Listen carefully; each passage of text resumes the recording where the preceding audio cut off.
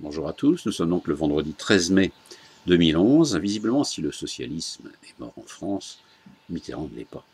C'est vrai que dans Mitterrand, il y a mythe, et le mythe est toujours vivant. Commémoration cette semaine jusqu'à plus soif, agréable, parce que c'était en 80 et qu'un retour en arrière de 30 ans, forcément, ça implique des souvenirs sympas. Parce que, comme aurait dit un de mes deux philosophes préférés, Ribéry ou Raffarin, avec 30 ans de moins, on se sent plus jeune.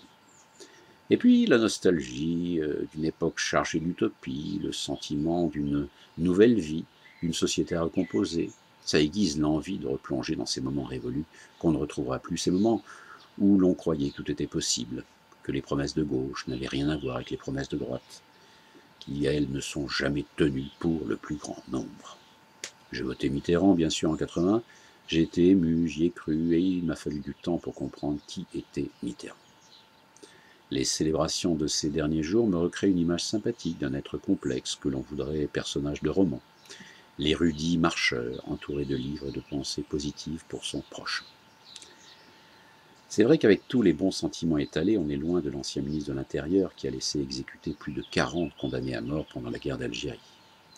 Une simple signature qu'on met ou qu'on ne met pas en bas d'une demande officielle et qui bousillera des familles, mais un homme politique qui sera applaudi quelques décennies plus tard pour l'abolition de la peine de mort.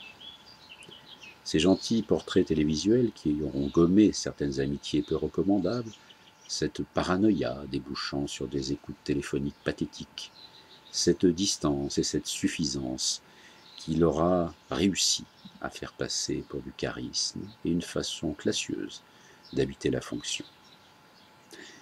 Si Sarkozy a réussi à donner de la vulgarité à sa fonction, le caractère hautain de Mitterrand l'a éloigné de ses concitoyens.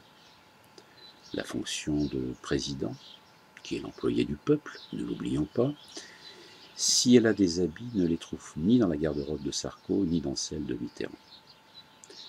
Les grands travaux de Mitterrand et ses ouvertures culturelles adoucissent mon amertume, même si l'anticonformisme des premiers temps a été rapidement convenu. J'ai vite oublié Mitterrand pour sa faible clairvoyance en politique internationale, et les changements intervenus à l'Est témoignent que son aspect visionnaire n'était pas son fort, pas plus que ses compétences économiques. Mais ce qui compte, c'est d'être bien entouré, même si l'âge avançant, un monarque garde la naïveté de ne pas reconnaître les courtisans et les flatteurs. Et ce n'est pas parce qu'on a combattu sous De Gaulle le statut de monarque d'un président de la 5e qu'on doit se précipiter pour changer ce statut de son vivant. Les inégalités ont explosé avec Mitterrand, sans doute la rançon d'un socialisme qui a gardé un nom mais a très vite perdu sa réalité, son âme et même ses symboles. Le fameux droit d'inventaire est trop cruel à faire et pourtant c'est un devoir si on veut encore parler de gauche pour avancer. Je dis souvent, comme je l'ai entendu l'autre jour de la bouche de Michel Onfray, que Mitterrand, pour moi, est le fossoyeur de la gauche. C'est un raccourci, mais c'est le seul angle que je retiens après réflexion.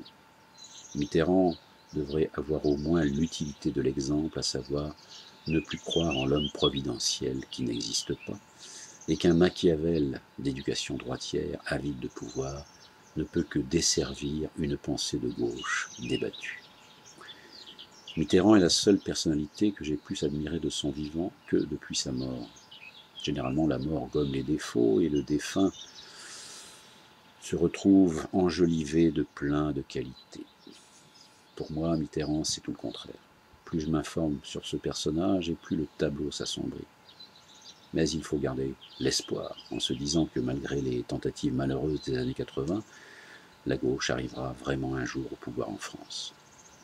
Et comme je me dois aussi de célébrer ce 30e anniversaire, je vais rester positif. Et donc, pour la grande bibliothèque, le cadeau à Anne Pinjot de la Pyramide du Louvre, une certaine politique culturelle qu'il a permis à Jack Lang de mettre en place, et à l'abolition de la peine de mort par l'intermédiaire de Badinter, je dirais, et encore.